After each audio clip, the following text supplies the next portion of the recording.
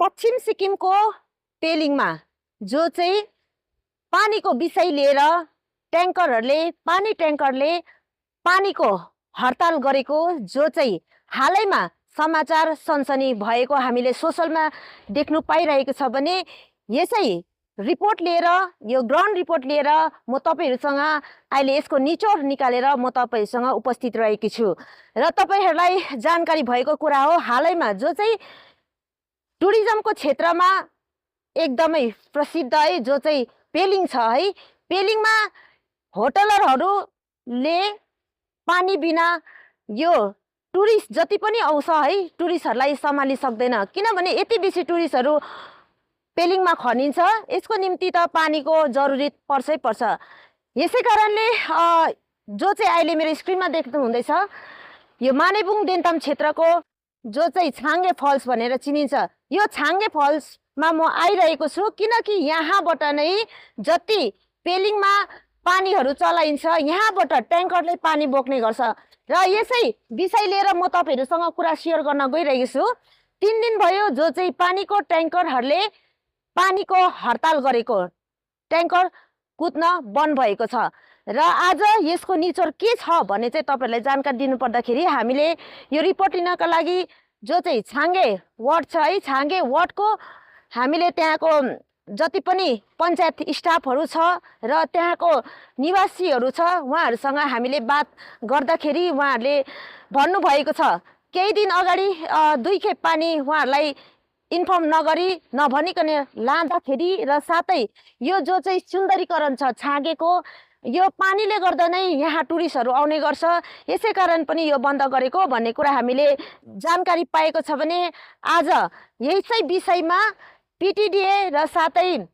Police प्रशासन र जति पनि छाङ्गे वार्डका निवासीहरु हुन्छ पञ्चायतहरु हुनुहुन्छ उहाँहरुसँग यो मिटिङ एसडीएम सँग पनि सम्पन्न भएको छ र आजदेखि फेरि यो पानी दिने भएको छ र केही क्षणमा पेलिङमा पानी लानुको निम्ति यो ट्याङ्करहरु आउनेवाला छ र साथै यो केही दिनको लागि यहाँ पानी दिने छ र बादमा जो चाहिँ बरखोला भन्ने यहाँदेखि केही पर छ त्यहाँबाट पानीको सोर्स छ त्यहाँबाट पानी दिने निर्णय पनि छाङ्गे वार्डबाट गराएको छ र दर्शकबिन केही क्षणमा यहाँनिर पेलिङमा पानीको लागि यो ट्याङ्करहरु आउँदैछ यो पनि तपाईहरुलाई हामी यो भिडियो शेयर गर्न गइरहेको छौं र जो चाहिँ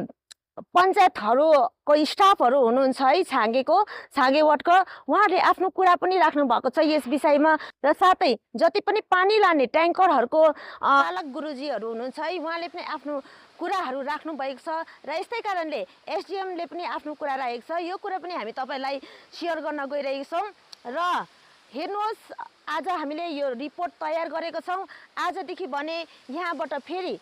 छाङ्गेबाट ट्याङ्करहरुले पानी लान गइरहेको छ र यसैगरी अन्य जति पनि पेलिङको धेरै जना होटलरहरु छ निवासीहरु छ उहाँले अलिकति पीएचई को पानीको पनि कम्प्लेनहरु गर्नमा आएको छ पीएचई को पानी खाली वान टाइम 1 घण्टा दिन्छ तर यो पानीले पुग्दैन किनभने 1 घण्टाको पानीले यति बेसी ठुलो पेलिङमा लोअर पेलिङ छ यति बेसी घर होटलहरु छ यो सबमा 1 घण्टाको पानीले पुग्दैन भनेर पनि उहाँले कम्प्लेन गरेको छ यसको पनि रिपोर्ट हामी सायद तपाईहरुसँग लिएर आउने छौं हेर्दै गर्नुस् सिक्किम न्यूज। अच्छा नमस्कार विशेष गरी केही दिन 2-3 दिन अगाडिदेखि चाहिँ यहाँबाट छाङ्गे वाटरफल्सको पानी चाहिँ ट्याङ्करमा ओसार्नु अथवा गाडीमा लानु चाहिँ हाम्रो यहाँको जीपीयूले अलिकति त्यसमा रेस्ट्रिक्सन लगाएको थियो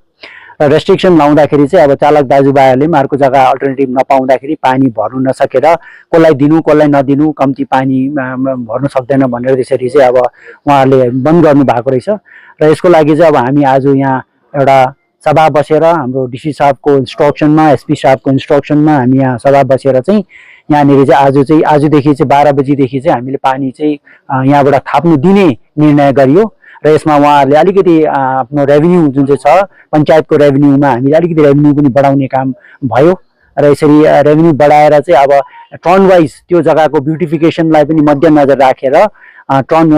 यो फल्समै बेसी गाडी नथुपारेर टर्न वाइज गरेर गाडी थापेर चाहिँ यो पानीको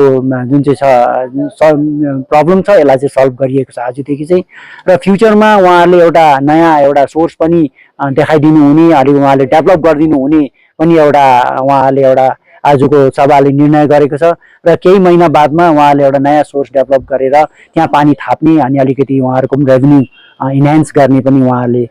सोच राख्नु भएको छ। Thank you.